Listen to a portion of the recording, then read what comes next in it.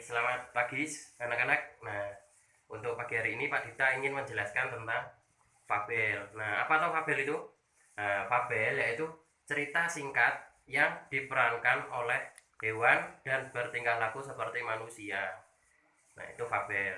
Nah, lalu di bagian-bagian fabel itu ada latar, ada tokoh, ada watak, dan amanat. Nah, latar itu ada tiga jenis ya, ada latar tempat, ada latar waktu, dan latar suasana. Latar tempat itu misalnya di hutan, di sungai, di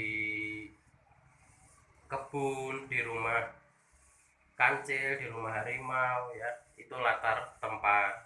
Nah, kalau latar waktu itu misalnya pagi hari, siang hari, sore hari, malam hari.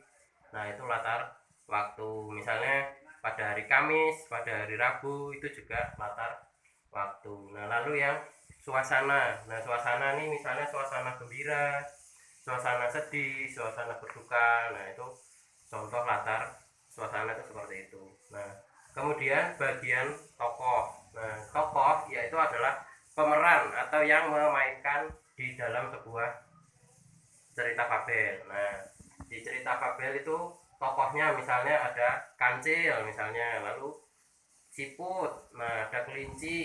Nah, itu contoh-contoh tokoh atau pemeran. Nah, lalu yang ketiga itu watak. Nah, watak yaitu sifat yang dimiliki oleh tokohnya. Misalnya itu ada protagonis dan antagonis. Nah, protagonis itu yang baik.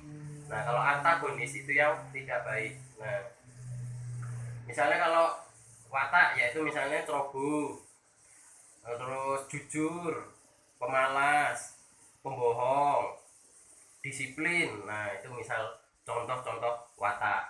Lalu yang terakhir amanat ya. Amanat itu pesan atau nasihat. Nah, pesan atau nasihat yang kita dapat dari sebuah cerita fabel.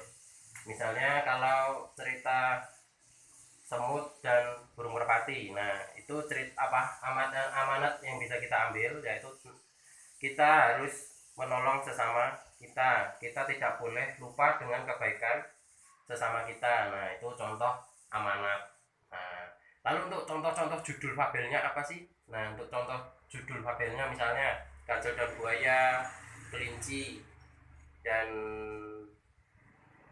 Kura-kura, lalu ada Merpati dan Semut dan sebagainya. Nah, kalian bisa cari sendiri contoh judul fabelnya. Nah, kalian bisa tanya bapakmu, ibumu, kakakmu, atau siapapun yang tahu. Nah, sekian dulu video dari Pak Dipta. Selamat belajar dan selamat pagi.